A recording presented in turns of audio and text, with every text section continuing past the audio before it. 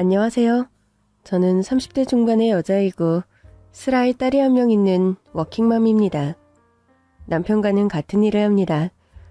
대학을 졸업하고 화장품 회사 제품 개발팀에서 일하던 때 지금의 남편을 만났고 사내 연애를 거쳐서 결혼에 꼴이 나게 되었어요. 결혼 후에 저와 남편은 동반 퇴사를 해서 지금의 소규모 화장품 회사를 창업했습니다. 부청부수라더니 둘 다 회사 다닐 때부터 일 잘하기로 유명하더니만 일을 제대로 냈네. 아직 그런 칭찬 들을 정도는 아니에요. 아니긴 뭘. 우리야 평생 월급쟁이 신세지만 재란 씨랑 종범 씨는 회사 대표님, CEO 부부잖아. 월급 받으며 일하는 것도 쉬운 일 아니지만 그래도 책임은 덜해서 마음은 좀 편하잖아요. 저나 남편이나 지금 머리에 쥐나는 일들이 너무 많아서 그냥 그때 회사나 가만히 동반으로 다닐걸. 그런 얘기도 많이 하는걸요. 그래도 업계에서 재란 씨네 부부 입지전적이야. 부부가 동반 퇴사해서 회사 차리고 또 동남아로 진출까지 하고. 암튼 대단한 거 인정. 예쁘게 봐주셔서 감사합니다. 이거 저희 회사 홍보자료인데 관계자분들한테 많이 좀 퍼뜨려주세요. 아유, 그냥 사담하다가 막 회사 홍보까지 해버리네. 아니, 뭐 꼭 그러려던 건 아니고요. 홍 팀장님이 원체 마당 빠르시고 또 제품 개발팀에서 한 영향력 하시는 분이니까요. 재란 씨 사업사는 알아줘야 해. 그런 기질이 있으니까 용감하게 회사 박차고 나간 거겠지만 내 명함 잘 가지고 있지? 홍 팀장님 명함이요? 연락처가 있는데 명함까지 가지고 있어야 해요? 요즘같이 불안한 시대에 나 혹시라도 정리해고 당하면 재란 씨한테 받아달라고 하려고 그런다. 왜? 홍 팀장님도 참 개발팀 최고 능력자께서 무슨 그런 일이 있으려고요. 팀장님 스스로가 나오신다면 모를까. 암튼 내 명함 다시 한 장 주니까 버리지 마라, 자기야. 네, 제가 영광입니다, 팀장님. 저와 남편은 회사를 함께 다니다가 관두고 부부가 공동으로 창업을 했습니다. 그때만 해도 주변에서 우려가 많았고 반대하는 사람들이 더 많았죠. 너랑 종범이가 나란히 사직서를 쓴단 말이냐? 네, 어머님. 누구 다른 사람 데리고 나오려고 해도 종범 씨랑 저처럼 의기투합되는 사람이 없어서요. 그래도 부부가 쌍으로 회사를 관두는 건 너무 위험한 처사 아니니? 그래, 재란아. 일단 한 명이 먼저 관두고 사업 돌아가는 거 보고 나머지 한 명은 천천히 관둬도 늦지 않을 것 같은데. 내 말이 그 말이에요, 사부인. 장모님, 어머니. 저희 부부는 가정적으로뿐만 아니라 일적으로도 운명 공동체예요. 운명 공동체? 네, 장모님. 부부는 일심동체라는 말이 있잖아요. 저랑 재란이는 회사 동기 시절부터 서로 죽이 잘 맞고 합이 좋았어요. 사귀기 전부터 재란이만한 파트너가 없다고 생각했었고요. 사업이란 게 스타트하면서 신경 써야 할 것도 많고 혼자서는 힘든 부분이 많아요. 저랑 종범 씨는 그런 부분에서 서로 부족한 부분을 메꿔주고 시너지도 너무 최고고요. 저랑 재란이가 합심하면 망해도 가오 있게 망할 자신 있으니 너무 걱정 마세요, 장모님. 네, 어머님. 저희 정말 최선을 다해서 준비했고 잘할 자신 있으니까 지켜봐 주세요. 저희 부부는 다니던 회사를 공동으로 퇴사하면서 지금의 화장품 회사를 창업했습니다. 그때가 신혼 초의 일이었는데 저희 부부는 결혼하면서부터 양가 부모님을 모시고 한 집에서 함께 살았습니다. 우리 엄마 모시고 사는 거 정말 괜찮겠어? 당신도 우리 엄마 모시고 사는 거 오케이라면서. 우리 둘은 어머님 두 분 모시고 사는 거 찬성인데 막상 두 분이 불편하시지 않을까? 두 분 다 양쪽 아버님이 일찍 돌아가셔서 혼자신데 적적하게 혼자 사시는 것보단 우리 결정을 반기실 것 같은데? 양가 어머님 두 분의 반응은 제 예상을 적중했습니다. 저는 고등학교 때 친정아버지를 암으로 여의었고 남편은 초등학교 시절 교통사고로 아버지를 일찍 잃은 사람이었죠. 양쪽 어머님들 모두 오랜 세월 홀로 지내며 자식만 바라보고 산 분들이었고 저나 남편이나 효녀효자라는 공통점이 있었습니다. 그런 사정으로 인해서 양쪽 어머님들을 한 집에 모시고 사는 선택을 하게 된 거였어요. 너희 부부는 보면 볼수록 찰떡궁합이 따로 없다 해. 왜? 양가 어머님들 다 모시고 산다니까? 솔직히 그게 서로 쉬운 선택은 아니잖니. 요즘 사람들 결혼하면서 각자 부모님들 각자 챙기자. 그런 약속은 흔히 봤어도 너희 부부 같은 선택하는 커플은 흔치 않잖아. 서로가 살아온 라이프 스타일을 최대한 존중하자. 그런 얘기 끝에 자연스럽게 나온 얘기였어. 나나 그 사람이나 홀어머니 모시고 오래 살아왔고 그 패턴 그대로 서로 유지하는 방법은 뭘까? 고민하다 보니 자연스럽게 내려진 결정이었고. 어머님들은 그 결정 좋아하셨어? 막상 어른들이 그런 결정 안 좋아하실 수도 있을 것 같은데. 다행히 우리 엄마나 시어머니 되실 분이나 너무 좋아하셨어.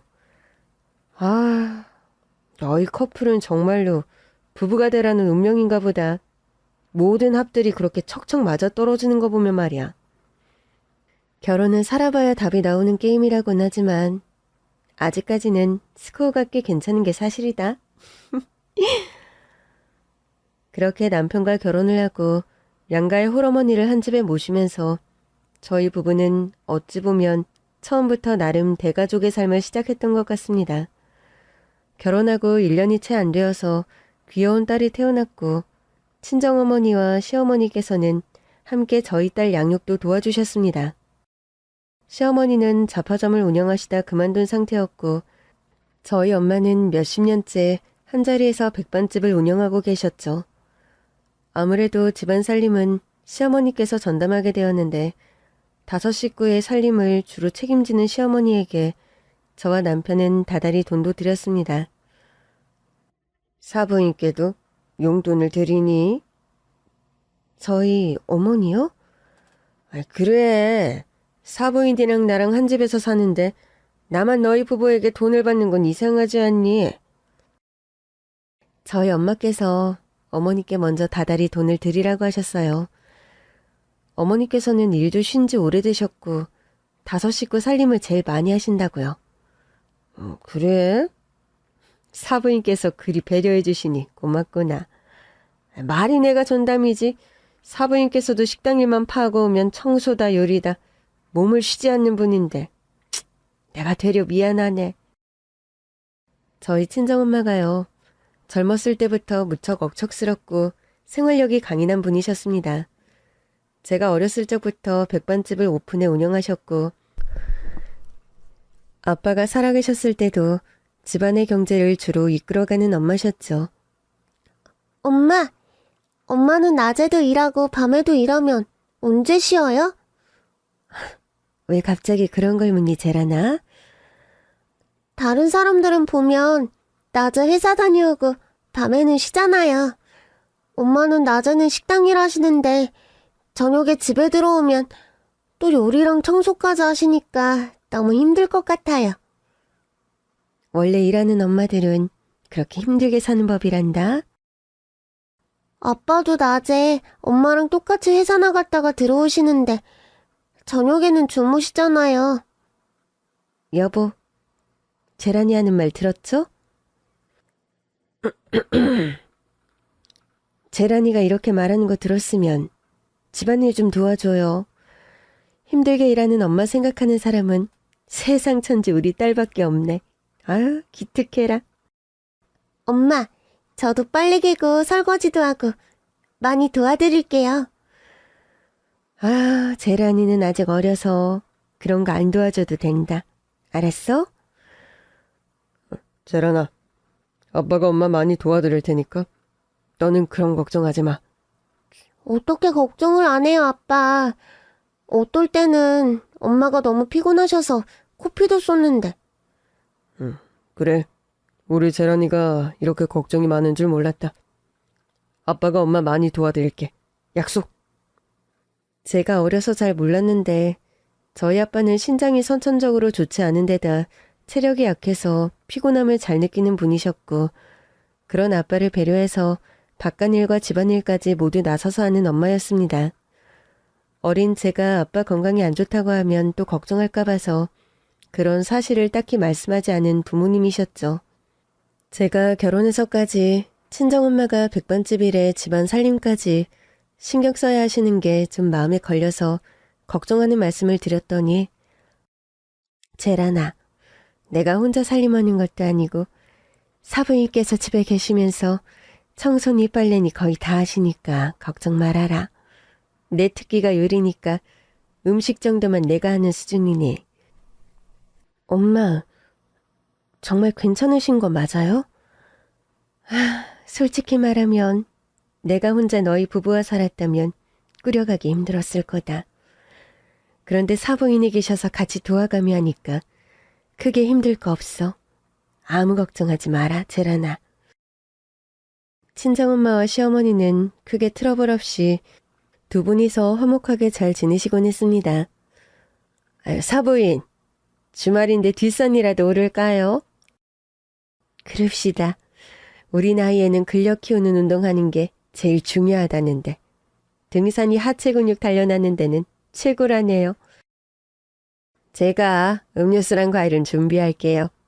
사부인은 얼른 옷만 갈아입고 나오세요. 애들은 늦잠 잘 것 같으니까 그냥 우리끼리 가죠. 그래요. 재란이랑 종범이는 평일에 잠이 워낙 모자란 아이들이니 주말에 자는 일이 보약일 거예요. 재란아, 어머님이랑 나랑 등산 다녀오마. 점심 사 먹고 동네 목욕탕 들렀다 올 거니 그리 알고. 두 분 조심히 다녀오세요. 그래, 우리 다녀오마. 사부인과 산이 등산이니 목욕탕이니 혼자 안 다녀도 돼서 너무 좋네요. 시어머니와 친정어머니는 사람들의 우려와는 달리 크게 다툼하는 일 한 번 없이 두 분이서 잘 지내셨습니다. 엄마랑 시어머니랑 한 집에서 모시고 살면 좀 피곤한 일 없어? 무슨 피곤한 일? 두 분이서 사소한 일로 투닥거리며 다투기라도 하면 누구 편을 들지 그거부터가 애매할 것 같은데? 다행히 두 분은 그런 게 없이 합이 괜찮으셔. 주말에는 같이 시장도 다니시고 쇼핑도 다니시고. 어머, 그럼 정말 다행이지. 나 아는 선배 언니 한 명은 너처럼 양가 어머니 모두 한 집에 모셨다가 결국 분가했잖니. 두 분 사이 다툼에서 하도 시달리다가 말이야. 우리 집 어머님들은 코드가 잘 맞아 그런가? 그런 일이 없어. 암튼 너는 여러모로 복받았다 얘. 친구들은 나에게 복받았다는 말을 많이 했지만 그렇다고 저의 결혼 생활이 100% 완벽하고 문제가 없는 것만은 아니었습니다. 문제라기보다는 제 딸이 커가면서 걱정거리 하나가 생기기 시작한 거죠. 여보, 지희가 아무래도 말문이 너무 늦게 트이는 것 같아. 말이 늦는 아이도 있고 빠른 아이도 있는데 너무 조바심 내는 거 아니야? 아니야. 놀이터니 어린이집 가보면 당신도 그런 말 못할 거야. 요즘 지희 또래 애들이 얼마나 말을 잘하는데. 찜찜하고 걱정스러운 마음에 저는 딸을 데리고 병원에 가서 이것저것 검사를 받아보았습니다. 언어장입니다. 뇌 CT상으로나 유전자 검사 결과 큰 이상이 없는 걸로 봐서는 일단 좀 지켜보셔야 할 것 같아요. 우리 아이가 말이 늦을 환경도 아닌데 대체 왜 그런 걸까요? 아이가 불안하거나 스트레스 받을 환경도 아니라 하셨죠? 네, 아무리 생각해도 그런 상황은 아닙니다. 선택적인 한묵증이라기엔 원인이 너무 불명이고 지능도 정상으로 보이니까 일단 기다려보시죠. 병원 여러 군데를 돌아다녀봤지만 속 시원한 대답을 어디에서도 듣지 못했습니다. 저희 아이는 5살이 될 때까지 말문이 트이지 않았어요. 아이 때문에 속을 끓이는 와중에도 저와 남편의 사업은 나날이 번창했습니다. 저희 회사 제품들이 동남아 지역에서 날개 돋친 듯 팔리기 시작했고 현지 시장 개척을 위해 저희 부부는 몇 년간 베트남 쪽으로 파견 근무를 가야 하는 상황이 됐습니다. 엄마, 어머니, 지희가 말도 잘 못하는데 제가 지금 베트남을 가도 되는 상황인가 걱정되네요. 예, 제라나. 네가 한국에 있건 베트남에 있건 살림이니 육아는 나와 사부인 몫이니 너무 걱정 말아라. 그래. 여기서 지희는 언어 치료도 받고 할머니들 품에서 지내던 대로 지내는 게 낫다. 그래 여보. 지희가 무슨 환경적인 원인 때문에 말을 못하는 것도 아니라고 의사가 그랬잖아. 우리 사업이란 게 나 혼자 할 수 있는 것도 아니고 당분간 베트남 가서 지내야 하는 건 어쩔 수 없어. 엄마, 어머니, 지희 잘 부탁드려요. 최대한 베트남에서 현지 일 빨리 마무리하고 한국 들어오도록 할게요. 아유, 이왕 일하러 떠나는 거 집안일은 신경 쓰지 말고 사업에 전념해라. 그래, 제라나. 할머니가 한 명도 아니고 둘씩이나 지희를 돌보는데 지희 걱정은 하지 말고. 양가 어머님께서 합심해서 도와주셨기에 저와 남편은 집안일은 신경 쓰지 않고 베트남으로 떠나 사업에 매진할 수 있었습니다. 제라나, 너는 좋겠다. 난 결국 이번에도 복직 못했는데. 무슨 소리야? 친정어머니께서 아이 봐주신다고 했다면서. 그러기로 했는데 최근에 건강이 너무 안 좋아지셨어. 너희 시아버님은 정정하시고 집에서 소일하신다고 좀 여유가 있다고 하지 않았니? 그러면 뭐하니? 주말에 우리 애들 놀러 가는 것도 별로 안 좋아하시는 분인걸. 어머, 너희 시어머니 네 시누이 애들은 봐주신다면서. 그러니까. 신우가 아들 하나 딸 하나인데 그 애들 다 시어머니께서 봐주셨잖아. 아마 황혼육아에 피곤해서 그러신 것 같기도 하고. 하긴 그럴 수도 있겠다. 그런데 서운하긴 해. 지금도 신우 애들은 주말마다 봐주시거든. 난 한동안 경단녀 생활 청산 글렀어. 이러다 평생 전업주부로 눌러 살게 될 것 같은 예감도 들고. 무슨 소리야. 너 같은 능력자가 평생 경단녀는 말도 안 된다. 누가 애를 봐줘야 일터로 돌아가지. 대한민국 사회에서 여자가 커리어 유지하려면 친정엄마의 한도 없는 희생이 뒷받침돼야 한다더니 그 말이 딱 맞아. 참, 들을수록 가슴이 막혀오는 얘기구나. 그런 면에서 넌 양가 어머님이 모두 나서서 지혜를 돌봐주시니 얼마나 복이니? 아무튼 너 사는 거 보면 매번 부러워 죽겠더라. 그런 것만도 아니야. 우리 지희가 아직도 말을 못하잖아. 마음 같아선 내가 24시간 들러붙어서 말문 트이게 해주고 싶은데 그럴 여건이 안 돼서 마음이 무거워. 왜 그런 마음의 짐을 너만 가져야 하니? 지희 아빠도 걱정은 하지만 너 같은 걱정은 안 하잖아. 하긴 아이 문제는 엄마 아빠 공동의 책임이지. 엄마만의 문제는 아니니까. 그래. 여자들의 그 우월한 모성이 늘 문제라니까. 애가 말이 늦으면 엄마 아빠 같이 죄책감을 느껴도 느껴야지. 왜 애먼 엄마만 2배, 3배 그 죄책감을 혼자 감당하냐는 거야. 나 그 정도는 아니야. 애한테만 올인하는 열성 엄마도 아니고. 너 남편이랑 공동사업하면서 똑같이 바깥일 하잖아. 회사 다닐 때 일은 솔직히 말하면 지희 아빠보다 네가 더 월등히 잘했고. 친구라고 너무 팔이 안으로 굽는 거 아니니? 난 사실을 말하는 거야. 그니까 내 말은 지희 문제에 관해 너무 너만 죄책감 가지지 말라는 거야. 병원에서도 원인 불명이라고 지능에 문제가 있어 보이지도 않으니 기다리라고 했다면서. 의사는 그렇게 말하더라. 그럼 마음 편하게 베트남 가서 일이나 열심히 하다 돌아와. 양육자가 없는 것도 아니고 할머니가 둘씩에. 또 네가 돈을 잘 벌어서 차고 넘치가 언어치료도 부지런히 받고 있는데 지혜한테 너무 미안해 말고. 내 마음 가려운데 벅벅 긁어주는 건 너밖에 없다. 아, 여자 마음 여자가 알고 절친 마음 절친이 아닌 거지. 안 그래? 그나저나 너 복직 무산되어서 내가 다 억장이 무너진다. 너 조금만 견디고 있어. 나 한국 돌아올 때까지 너 복직 못하고 경단녀면 그땐 내가 어린이집을 지어서라도 너 우리 회사에 내가 복직시킬 거니까. 제라나, 네 말만 들어도 난 고맙고 기운이 난다.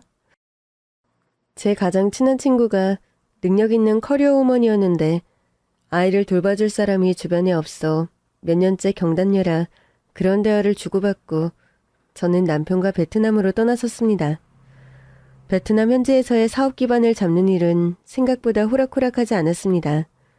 특유의 민족성과 감수성이 확고한 나라라서 현지에서의 시장 조사나 트렌드, 소비자의 취향을 파악하는 데만도 오랜 시간이 걸렸죠. 공장 부지를 정하고 매장들을 입점시키는 일도 국내와는 차원이 달랐습니다. 그래도 한국의 할머니들과 남아 늘 엄마를 보고 싶어하는 딸아이, 그리고 고생하시는 친정엄마와 시어머니를 생각해서 저는 더 악착같이 일했더랍니다. 그렇게 베트남에서 자회사의 기반을 잡고 털을 닦는다. 베트남 시장에 우리 화장품 판매를 안정화한다. 그런 목표로 정신없이 사업에 매진하다 보니까 어느덧 5년이라는 시간이 흘렀습니다. 10년이면 강산도 변한다는 말이 있죠. 요즘은 삶의 속도가 빨라져서인가 5년이라는 시간도 아주 많은 것을 변하게 만들기에 충분한 시간 같더군요. 일적으로나 가정적으로 아주 여러 면에서 저에게는 특히나 그랬어요. 사업 지분 나누는 문제에 관해 언제까지 생각해 볼 거야? 제라나, 이번 한 번만 나 용서해주면 안 되겠니? 한 번? 어이가 없네. 누가 들으면 어쩌다 한 번 실수한 사람인 줄 알겠어? 너와 나의 가치관 차이, 사고방식 차이라는 생각은 안 하니? 그래, 그럴 수 있다 치자. 그러니까 그 사고방식 차이 극복 못해서 이혼한다 쳐. 내가 딴 살림을 차린 것도 아니고 가볍게 여자들 몇 번 만나고 다닌 게 그렇게까지 용서 못할 짓이니? 어쩜 사람이 그리 뻔뻔하지? 딴 살림이 아니라고? 나보다 먼저 5년 전에 당신이 베트남 혼자 왔다 갔다 할 때부터 베트남 현지 애인 두고 출장 올 때마다 나 몰래 여자 만나고 다녔으면서? 너와 헤어지고 다른 여자와 인생을 설계한다? 아, 나 그런 생각 해본 적 없어, 제라나. 그러니까 이번 한 번만 좀 눈 감고 쿨하게 넘어가면 안 되겠니? 쿨하게? 정말 기가 막혀서 더는 말도 안 나온다. 술자리 실수로 정말 어쩌다 한두 번이라도 여자 입장에서 그걸 안 이상해 평생 트라우마 될 일인데 당신은 습관처럼 이 여자 저 여자 만나고 다니면서 그걸 나보고 이해해달라는 거야? 그게 그렇게 이해 못해줄 일이야?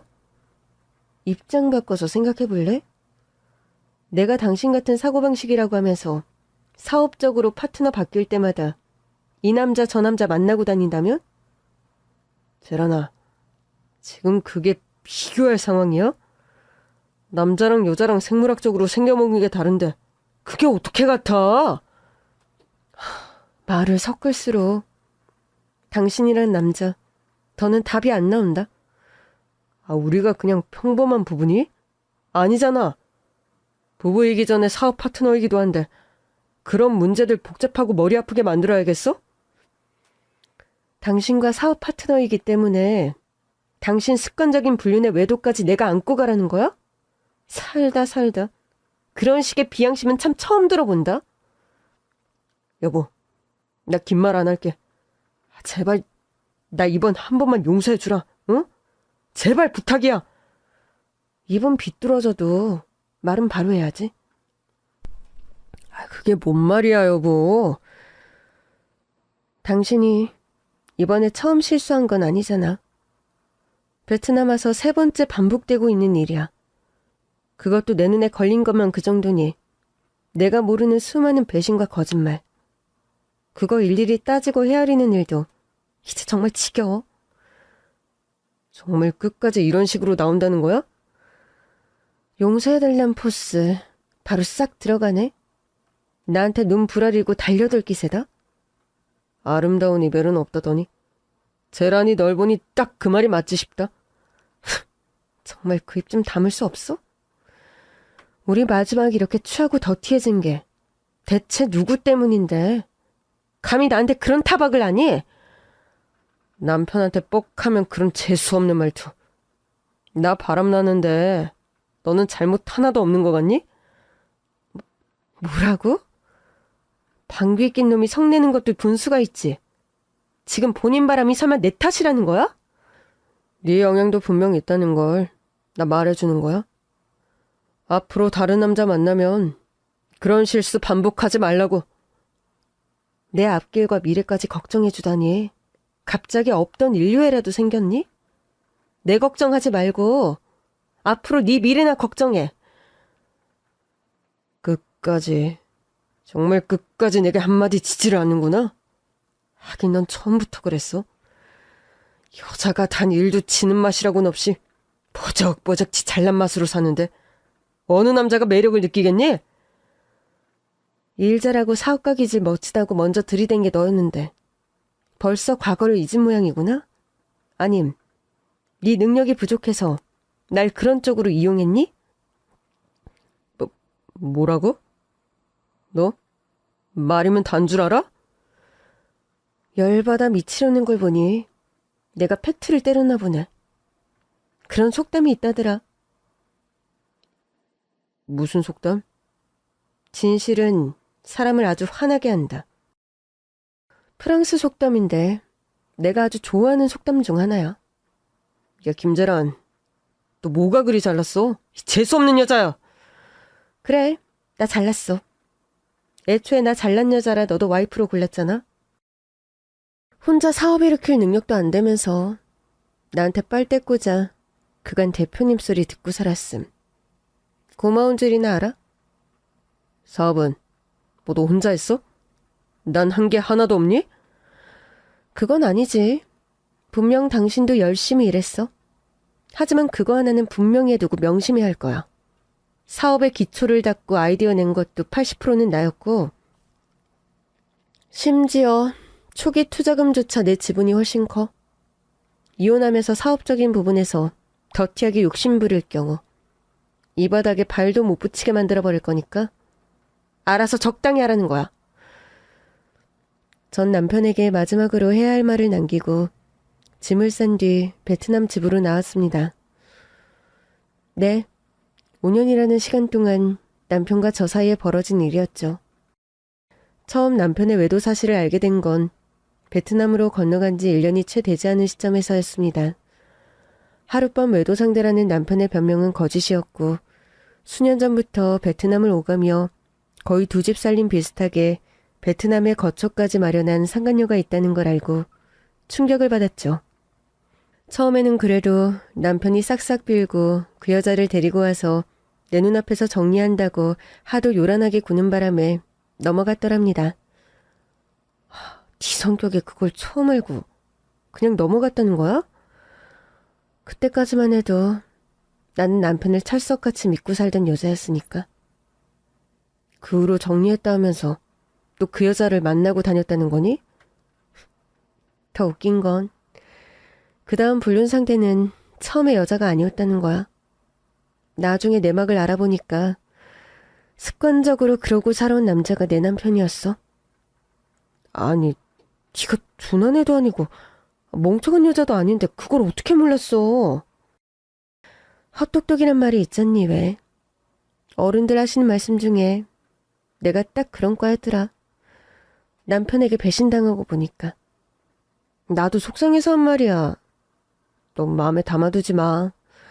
마음 먹고 속이려 드는 사람 앞에서 장사 없다는 말이 괜히 나오겠니?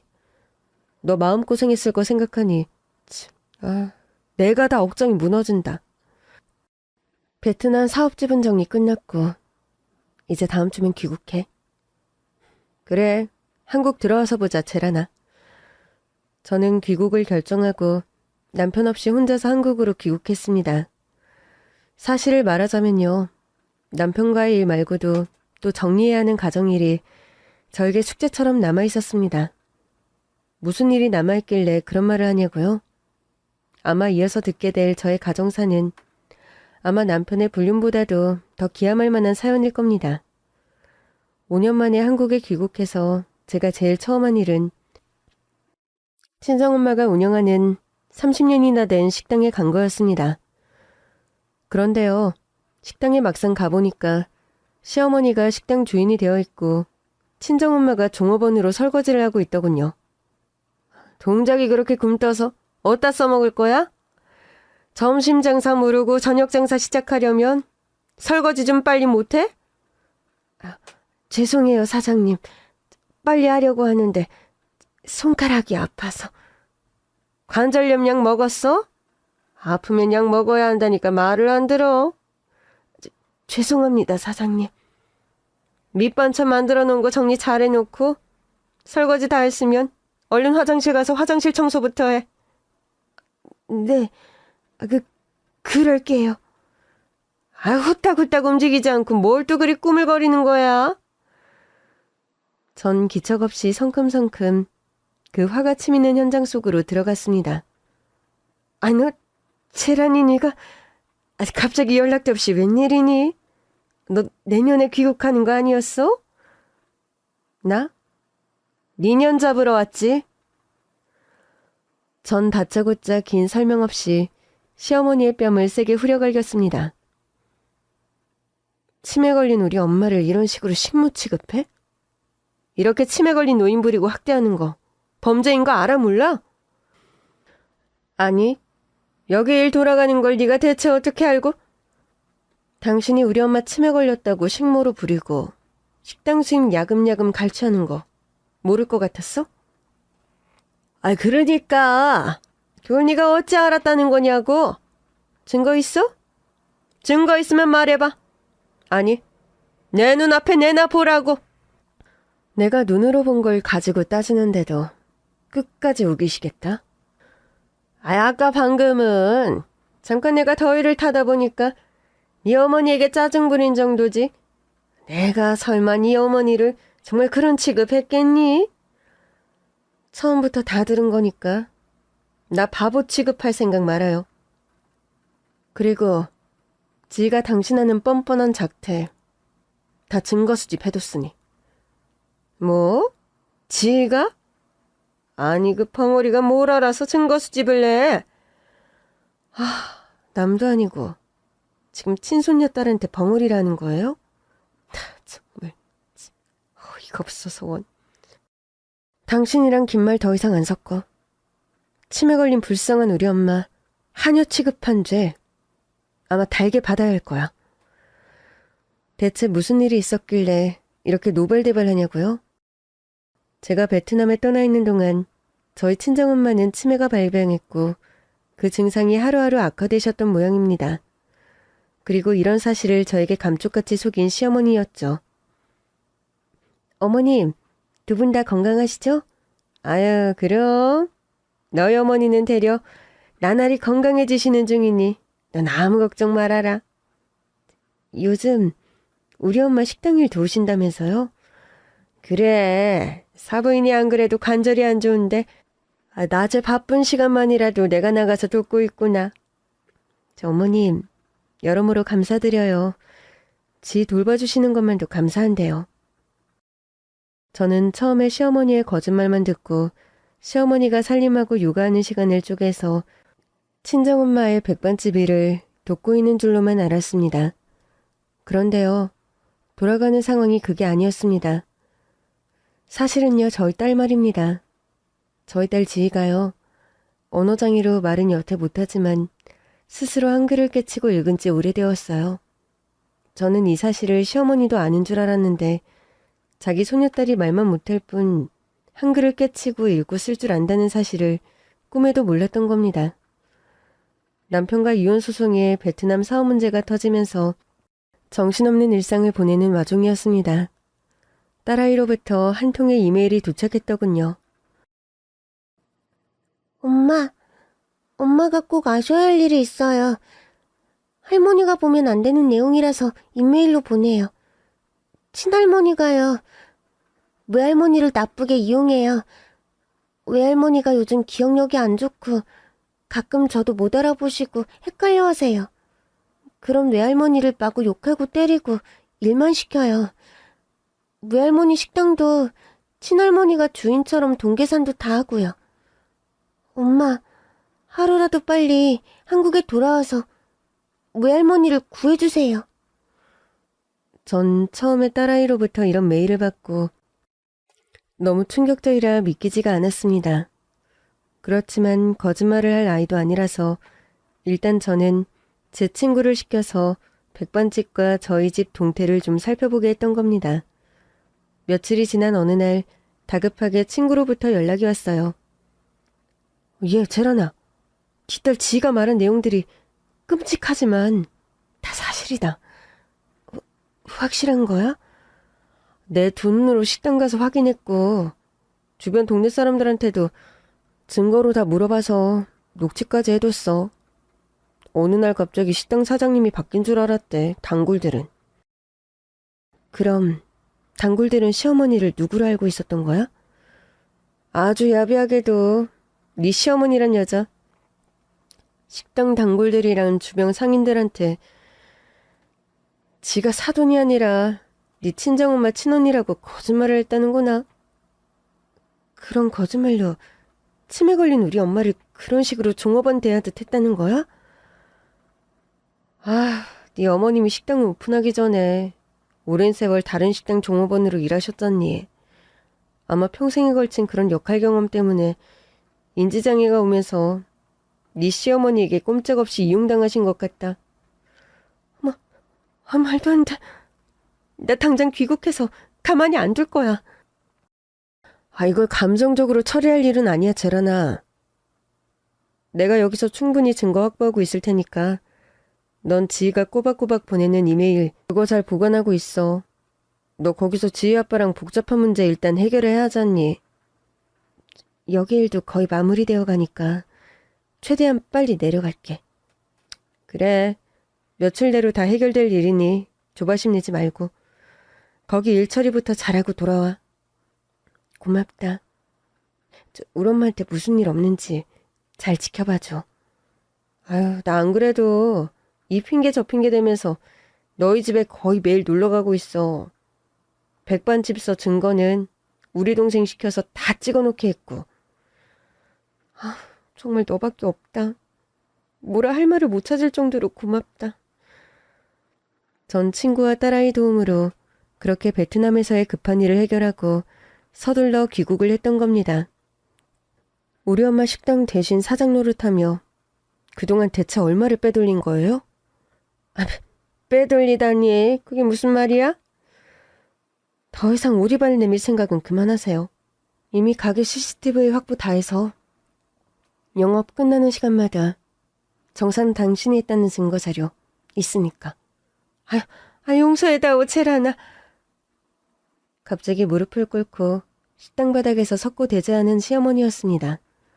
너 알다시피 이 시누이가 요즘 먹고 살기 힘들잖니.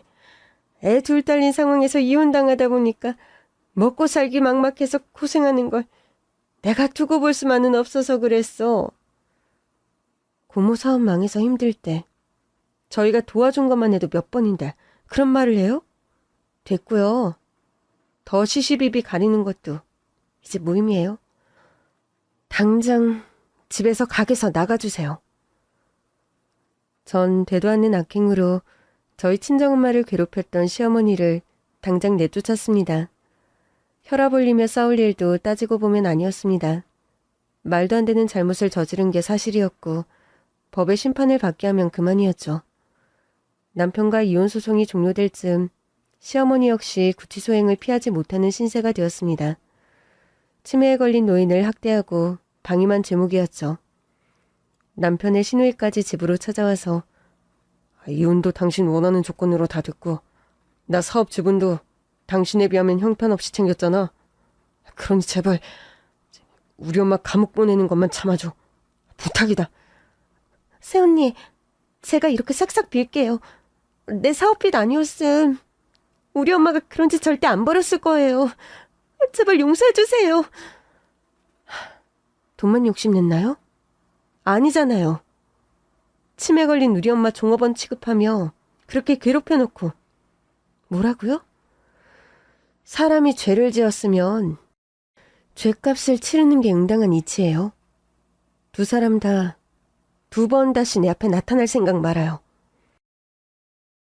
저는 전 남편과 전 시누이를 소금을 뿌려가며 쫓아내버렸습니다.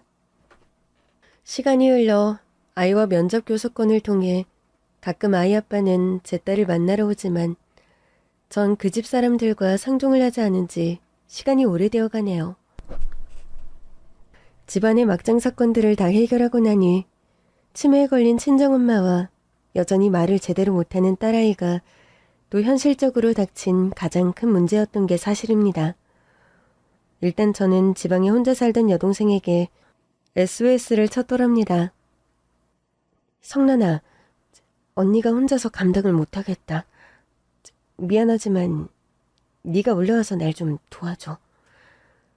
여동생은 고맙게도 두말 없이 서울로 올라와 엄마 간병과 딸아이 케어를 헌신적으로 도와주었습니다.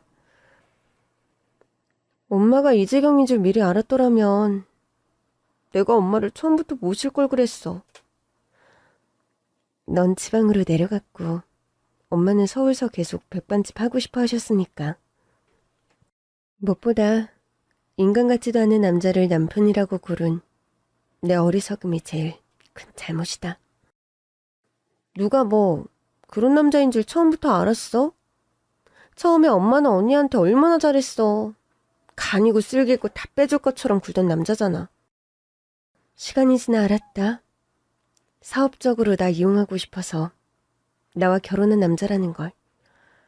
아, 현실적인 주판을 튕겨서 결혼했다 쳐.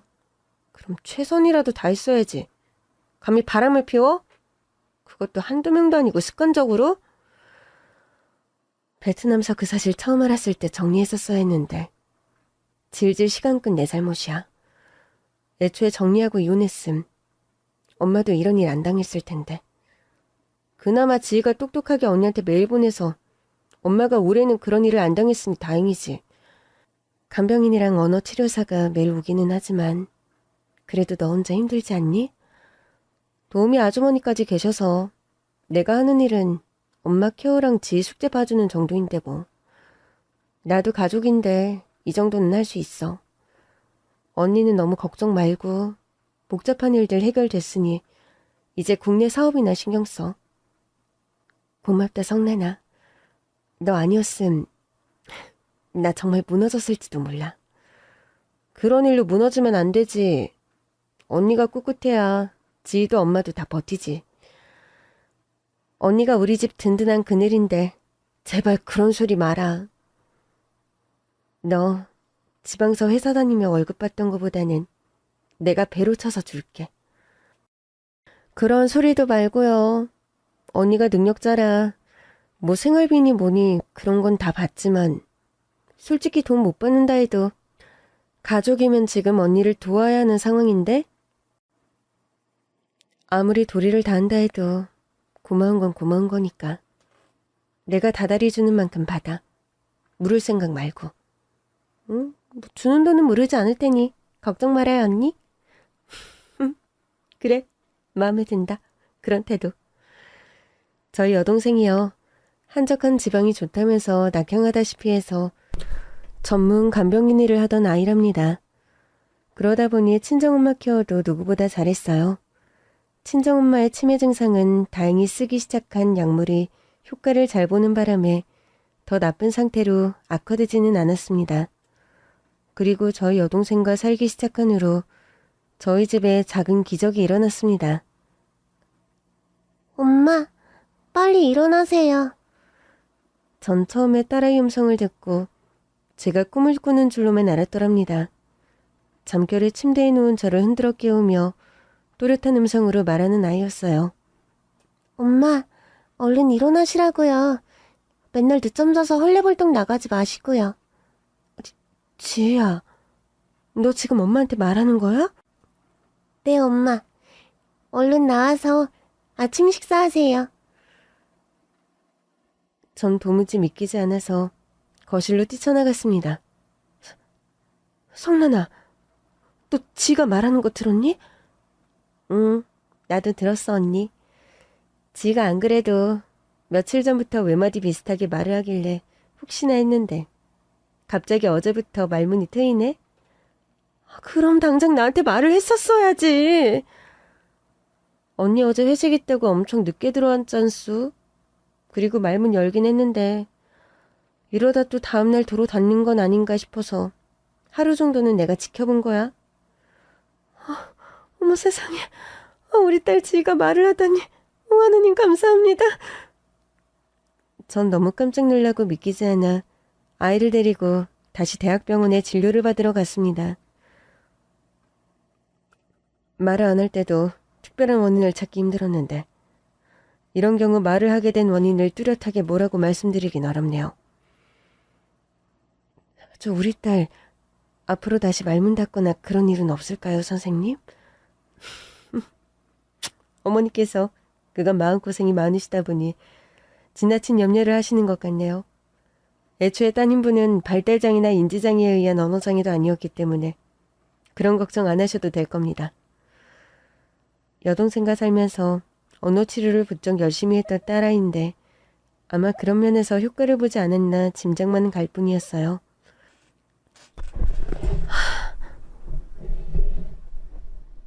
성란아, 여러모로 고맙다. 네 덕분에 엄마도 점점 차도가 있고 지희도 말문이 트였어. 언니, 지희야 때되니 말을 하는 거야. 엄마 돌봐드리는 거야. 원래 나 하던 일이니 남들보다 더 나을 순 있겠지? 아이 아빠는 이혼 후에 저만의 독립적인 사업체를 따로 꾸려 운영하고 있습니다. 얼마 전에는 오랫동안 경단녀로 지내왔던 친구도 제 회사에 복직을 시켜주게 되었답니다. 네가 베트남 떠날 때만 해도 이런 날이 올 줄은 몰랐는데 사람 일 참 한치 앞을 알 수가 없다. 그러게 말이다. 너 그때 육아에 매여서 일 다시 시작 못하는 거 보고 나 속 많이 상했는데. 그래서 이렇게 귀국하자마자 날 직원으로 특별 채용해 준 거니? 응? 아들내미 유치원 적응 잘한다면서? 다행히도 친정엄마 건강도 좋아지셨고 무슨 벼락이 맞은 건지 우리 남편 육아휴직하는 바람에 내가 너희 회사 들어올 수 있었던 거지 뭐. 부럽다 기집애야. 애 키운다고 육아휴직 같이 해주는 남편이라니. 부럽다는 말은 내 전매 특허였는데 너 사는 거 보고 내가 맨날 부럽다고 했었잖아. 이제는 내가 부러운데? 와이프 위해서 육아휴직 써주는 남자. 그런 남자들이 점점 늘기는 하는 추세지만 대한민국 사회에서 아직 그런 남자들이 아주 흔한 건 아니잖아. 이게 다 능력자 친구를 둔 덕분이다. 네가 제시한 연봉이 내 남편 월급보다 1.5배는 많았거든. 그럼 정말 그런 현실적인 이유 때문이라는 거야? 뭐 그런 것도 무시 못하지. 그리고 내가 엄포 놨어, 이번엔. 내가 육아휴직할 때마다 늘 남편이 자기한테 골든타임이다, 회사 일이나 커리어적으로 그러면서 나한테 매일 양보하라 했었거든. 그래서 뭐라고 엄포를 놨니? 이번엔 나한테도 골든타임이다. 예전에도 늘 골든타임이었다. 너만 죽을 때까지 골든타임 챙길 거냐? 와, 듣는 내가 속이 다 시원하다 얘. 우리 남편 처음엔 울며 겨자 먹기로 육아휴직 했는데 적응돼 가는지 이젠 웃으면서 애 등원도 시키고 김치찌개나 된장찌개나 그런 거 뚝딱뚝딱 끓여낸다. 라면도 하나 못 끓이던 사람이. 네 남편 좋게 변해가네. 서로가 그렇게 좋게 변해가야 백년해로 하지. 부럽다 친구야. 옛날 나 하던 말을 네가 자꾸 리바이벌 한다. 그런가? 근데 솔직한 내 진심이야. 그렇게 서로 좋게 변해가며 가정 유지하는 너. 정말 부러워. 제가 친구에게 부럽다고 한 말은 정말 진심이었답니다. 커리어적으로는 제가 친구보다 앞섰고 성공한 사업가가 되었지만 가정 문제에 있어서 참혹한 실패를 한 게 사실이었으니까요. 서로가 좋게 변해가고 노력해야 유지되는 게 부부 사이인데 저희 남편은 돌이켜보면 점점 안 좋은 방향으로 변해가던 사람이었습니다. 이것조차 저의 오산일지 모르죠. 애초에 그런 사람이었던 걸 제가 몰라본 저의 부족한 식견 때문이란 생각도 듭니다. 시간이 많이 흘렀고 이젠 무엇도 원망하고 싶은 생각이 없어요. 애초에 일이 이런 식으로 흘러올 걸 예상하고 남편과 결혼한 게 아니었으니까. 실패한 결혼 생활이지만 저는 세상 무엇보다 소중한 딸아이를 얻었으니 첫 결혼에서 얻은 선물, 딸아이로 인해 나쁜 기억은 이제 그만 퉁치려고 합니다. 과거의 발목을 붙잡히는 순간 한 걸음도 내딛기 힘든 게 사람이더라고요. 무엇보다 이제는 저에게 소중한 사람들에게 집중하며 제가 잘할 수 있는 일에 매진하며 살아가려고 합니다. 친정엄마, 여동생, 딸아이, 이 세 사람이 저에게는 세상에서 가장 소중한 사람들이에요. 엄마의 치매 증상이 더는 나빠지지 않고 지금 정도만이라도 컨디션을 유지하면서 하루라도 더 오래 제 곁에 있어 주었으면 하는 바람입니다. 재란아, 너 혹시 네 전남편 소식 들었니? 몰라. 베트남서 사업 조그맣게 하고 있을걸? 나 동남아 쪽 업계 지인한테 들었는데 사업 돌아가는 게 영 재미가 없나 보던데. 그래? 이젠 관심 없다? 아이 아빠다 보니 무턱대고 저주를 퍼붓는 건 아니지만 딱히 소식 알고 싶은 사람도 아니거든. 듣기론 그쪽 현지 사업 다 철수하고 거의 개인 회생 상태라던데. 네 능력에 빌붙어서 사업하다가 독립해서 나가려니 한계치가 온 거겠지 뭐. 글쎄, 뭐 이제는 남남이니까. 알아서 제 길을 하든 다른 일을 하든 하겠지 뭐. 너 고마운 거 모르고 깝치다 그리 된 것 같아서 난 고소한데. 넌 전혀 그런 마음 없어? 기분은 좋다. 본인 일도 아닌데 네가 나서서 그리 대신 고소해 주니까. 내가 친구 하나는 제대로 얻은 것 같아서. 들려오는 전 남편의 소식은 썩 좋아 보이지 않더군요. 그런 소식을 듣고도 딱히 감정 변화가 안 느껴지는 걸 보니 완벽하게 남이 되었구나. 그런 씁쓸한 생각이 들더랍니다. 죄 지은 사람 끝은 재미가 없다더니 어른들 말씀 하나 틀린 게 없는 것 같습니다. 어떻게 보면 억울하게 배신을 당해도 죽도록 미워하는 일이 어리석은 것 같아요. 잘못을 저지른 사람에 대한 자연스러운 형벌이 시간 속에서 이루어지는 면도 분명히 있는 것 같거든요. 가장 큰 복수는 상대보다 내가 더 행복하게 잘 사는 것. 그리고 그 상대의 존재를 백지처럼 하얗게 무효화해버리는 것. 이 두 가지라는 생각이 듭니다. 사업적으로 저는 다행히 나날이 번창 중에 있습니다. 국내의 사업이나 베트남족 사업이나 둘 다 고르게 매출이 잘 나오고 운영도 잘 되고 있어요. 최근에는 형편이 어려운 싱글맘들을 위한 기부 사업도 시작했습니다.